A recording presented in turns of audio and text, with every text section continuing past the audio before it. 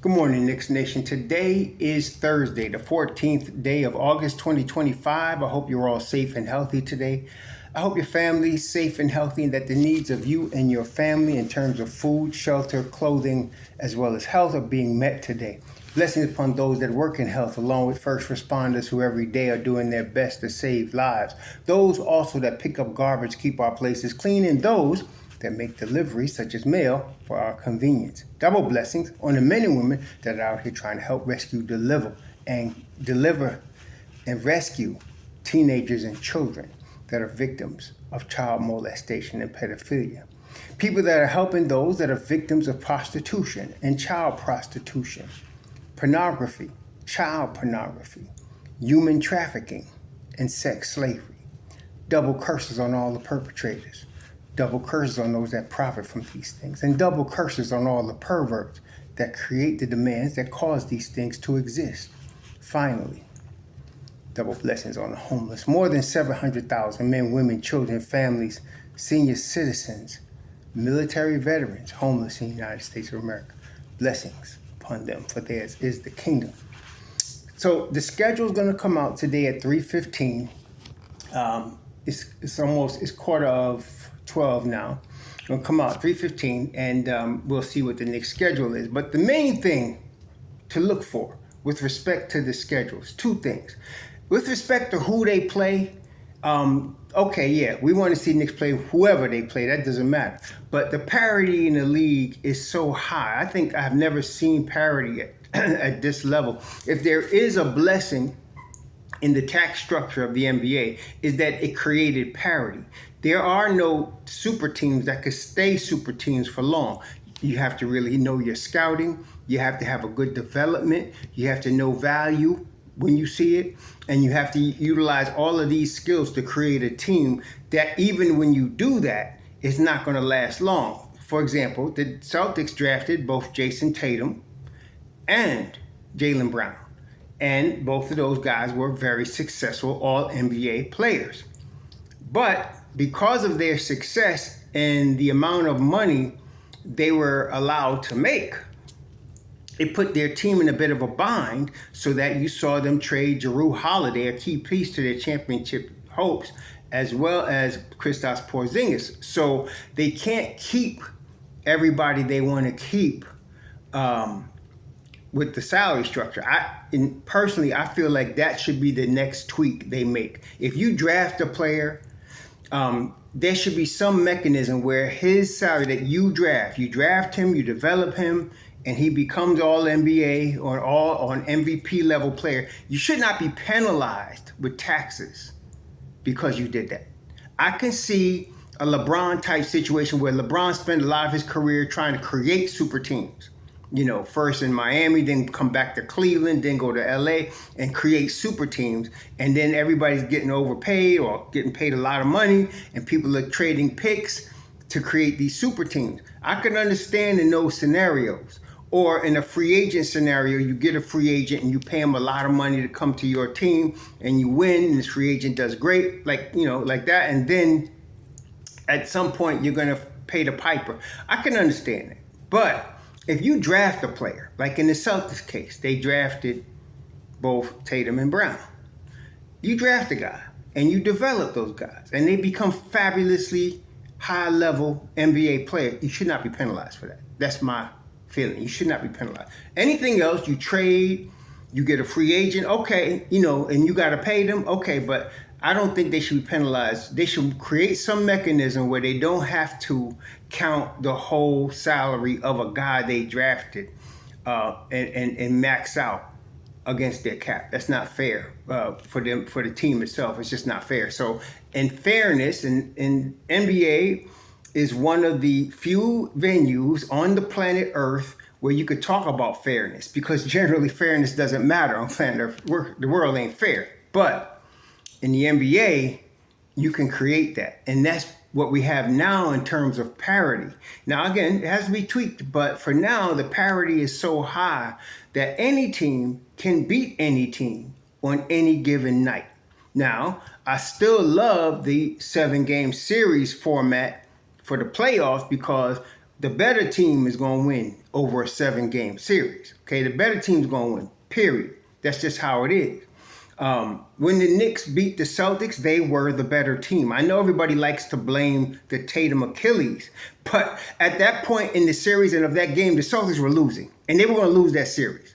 Okay, and just like the Knicks did when they gave up a come from behind at home against Indiana, the Celtics gave up 2 come from behinds against the Knicks, and the Knicks were just the better team. And they were going to show that regardless of what happened with Tatum. Just like Indiana was the better team regardless of what happened during the series. They were the better team, they won. So the 7-game format always brings about, in my view, the better team, which is why you want to be playing your best basketball when it comes to the playoffs, because then you're at the maximum of what your team can do, and if you're the better team, you'll win, okay?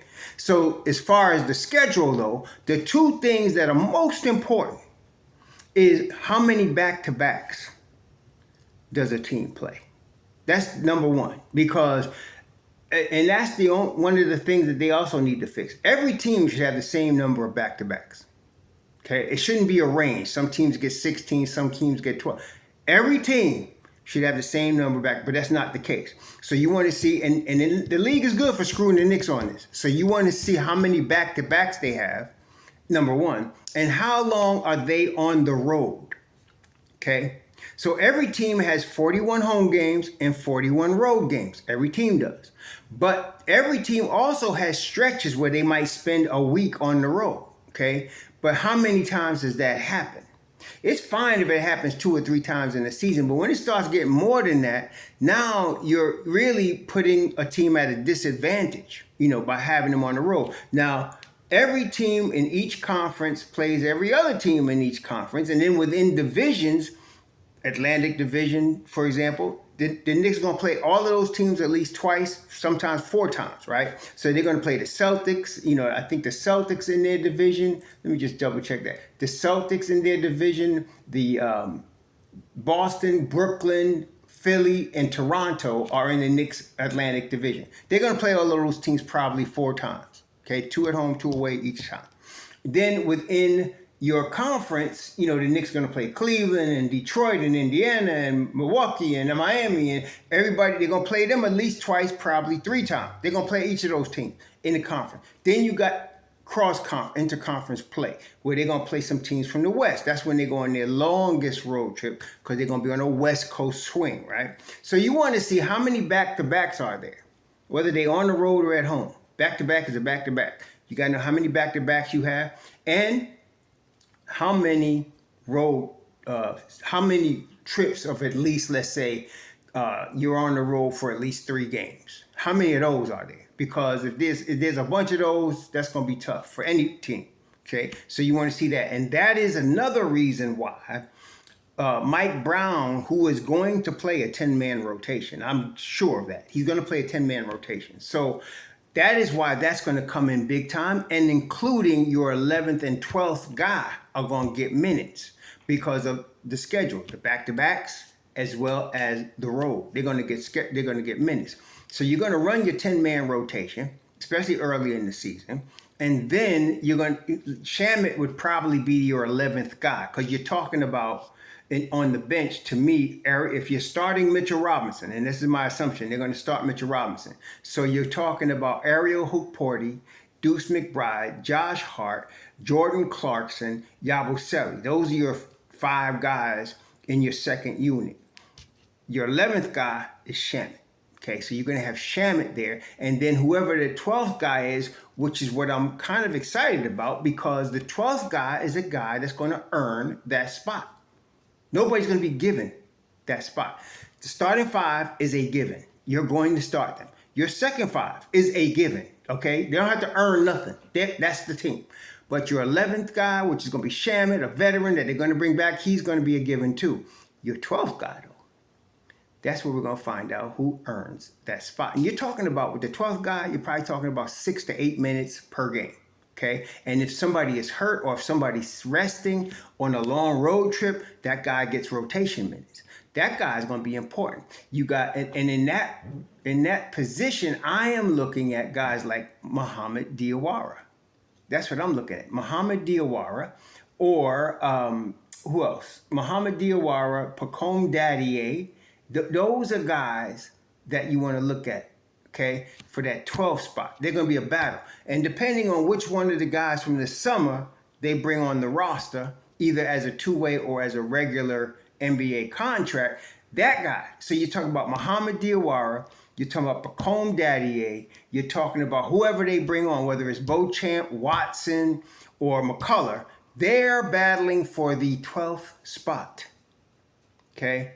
And they're going to get some minutes because of how the season's going to go. How many back-to-backs you got? Like, I don't see them playing Karl Anthony Towns a whole... I'm not saying they're not going to play him any back-to-backs, but I don't see them playing him a whole lot back-to-backs. Okay, I can see him playing some and sitting some back-to-backs, depending on how his knee is feeling. Okay, so he is not going to be playing a whole bunch of back-to-backs. We'll see how that pans out. So you're going to need Yabusele to step up. You're always going to need Ariel Hoop-Porter because you don't want to play Mitchell Robinson more than 25, 28 minutes. So you're going to need that, okay? So you're going to need Ariel Hoop-Porter. This is going to be a very good year in terms of getting playing time for Ariel Hoop-Porter. And this is a very important year for him because he's got a contract that's not guaranteed. Okay, so he needs to step up and do his thing. Now, I'm not saying he needs to be an all-star. He needs to play exactly what he did last year with a little bit more experience and more availability. That's what he needs, okay? He needs to be available. Don't start getting hurt all the time and then looking for some money next summer. That ain't going to work out too well. So we'll see how that works out. But that 12th guy, that's where the battle's going to be. That's going to be the battle, okay? And the 11th guy, Shaman, he's going to get some rotation minutes. Not in the beginning all the time, but he's going to get some rotation minutes. That 11th guy is going to be in there, and he's going to be playing in a guard spot. And Shaman, unless they sign a second point guard, because I'm going to tell you, it ain't going to be Tyler Kolek. You're going to need another guy. You got Deuce, and you got Brunson. But to maximize Deuce, which is what they're going to be looking to do, you want to play him at both guard spots. You want him to play some 2, and you want him to play some 1. And he's going to. So that means you're going to need another 1. So you got Brunson at the 1. And he's going to be in there with Deuce sometime, McCall, right? You're going to have Deuce in there at the 1. He's going to be in there with McCall. He's going to be in there with Shaman. Then you're going to have Hart, who plays the 2, the 3, or the 4. So that's a flexible one. You might need another point guard. Of course, my guy would be DeLon Wright. But then again, they got to trade somebody to get a DeLon Wright. We got a stacked team. It's a stacked squad right here.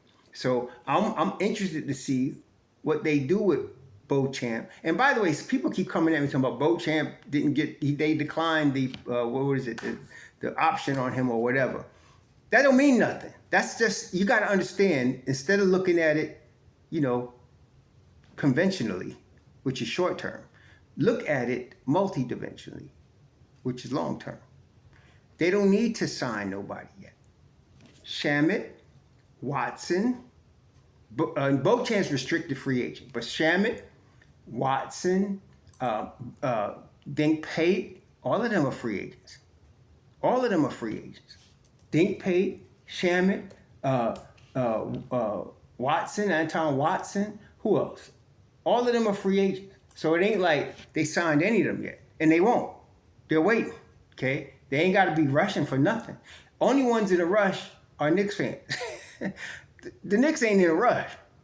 But DeLon Wright's a free agent. Shamet's a free agent. Payne's a free agent. Achiuwa's a free agent. Beauchamp's a free agent. Anton Watson's a free agent. McCullough is the only guy that's a restricted free agent. So they got his rights. If somebody wants to offer him money, they can try to match if they want, or they can let him walk if they want. But that's that. So everybody's a free agent, okay, that's out there. But they're going to have 3 two-way players. I 100% know that. They're going to have 3 two-way players. We don't know who they are. Precious Achiuwa probably going to be somewhere else because he got $6 million last year. Here's Precious Achiuwa's story. Precious Achiuwa played well at Memphis, I think for 1 year. Then he went to Miami, drafted by Miami. Great organization for him, and he was doing well there. But then Miami made a trade, okay, and they brought in Lowry. and that caused Achiuwa to go to Toronto. Achiuwa was in Toronto. Achiuwa was in Toronto. He was again developing, but then the Knicks sent R.J. Barrett and IQ to Toronto, and the Knicks picked up Precious along with, of course, OG Anunoby. Precious wasn't getting time from Tom Thibodeau, see? But then they got a rash of injuries, and Precious did get time, a lot of time, and he played well, okay? Then last year, he started off looking really good, and he pulled his hamstring, and he was out for 20 games plus. This is a kiss of death under Tom Thibodeau, unless you're one of his sons or grandsons. That's a kiss of death. So now he was working to try to get back into rotation minutes, and it was an uphill battle ever since. So he really has had his ups and downs.